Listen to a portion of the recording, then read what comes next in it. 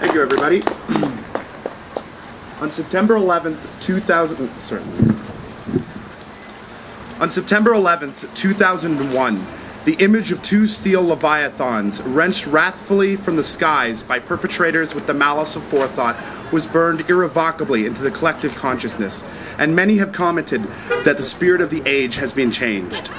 Ubiquitous in the public dialogue these days are stories of secret trials, of extraordinary renditions, of the relaxation of the laws which regulate the gathering of intelligence both internationally and domestically, of secret prisons, of no-fly lists, of racial profiling, and in some cases of psychological and physical torture.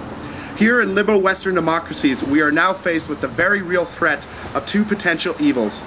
One of these evils from without and the other one from within. In assessing the scope of these two potential threats, it is fundamental that we take into account their true extents. The more explicit of these threats obviously comes from the fundamentalists who would seek to voice their opinions through indiscriminate violence. Terrorism, as a tactic and not an ideology, must however be looked at for what it is. Terrorism is a means by which a politically weaker opponent strikes symbolically at its enemy with the hopes of shocking and coercing its target and of finding sympathetic ears by these actions. Terrorism, by and large, is about perception.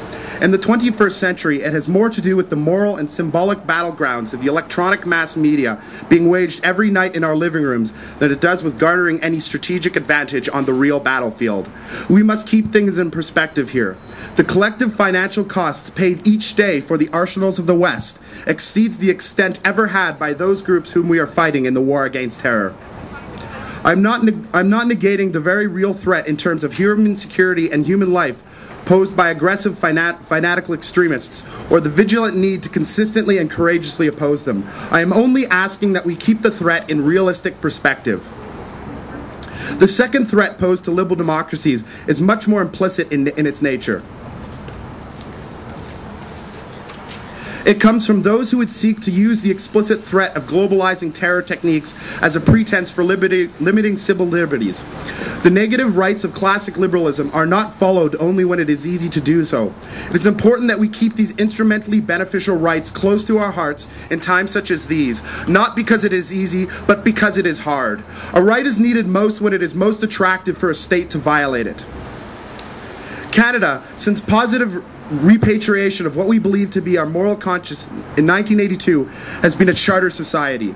The Charter of Rights and Freedoms gives all Canadians the negative rights of the freedom of speech, of property, of worship, of a fair trial, and unto habeas corpus. Indeed, these are the fundamental pillars over which our civil society rests.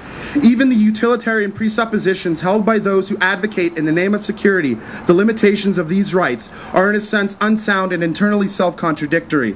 Surely any utility gained by additional security provided by such limitations necessarily must be outweighed by the collective knowledge of all Canadians that the rights of all groups and of all individuals, no matter how small, poor, weak, or unpopular, are no longer held sacred and paramount.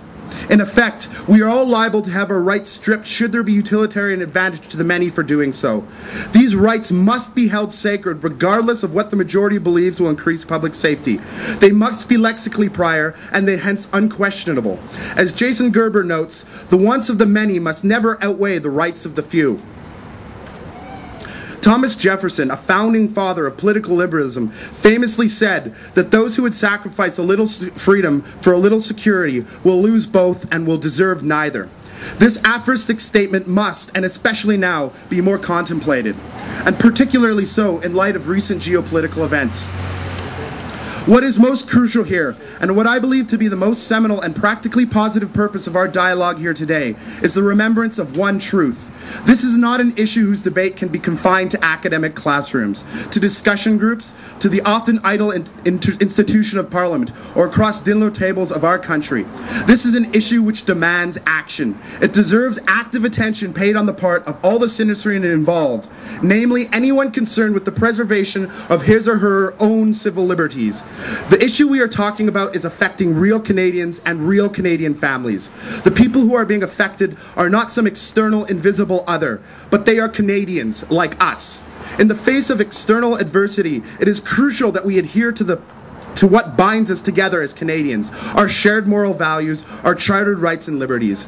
In this special sense, we are to be brave. It takes bravery to stand behind one's values, even in the shadow of the valley of doubt. The second evil of which I spoke of is one that seeks to turn us into something that we are not. In a struggle for liberty, it is crucial that we do not lose sight of the goal for which we strive.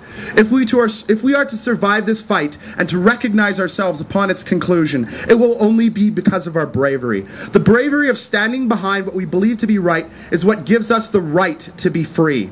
Passive to the removal of these freedoms, we do not deserve to be so. We do not receive freedom because of an entitlement to it that we have.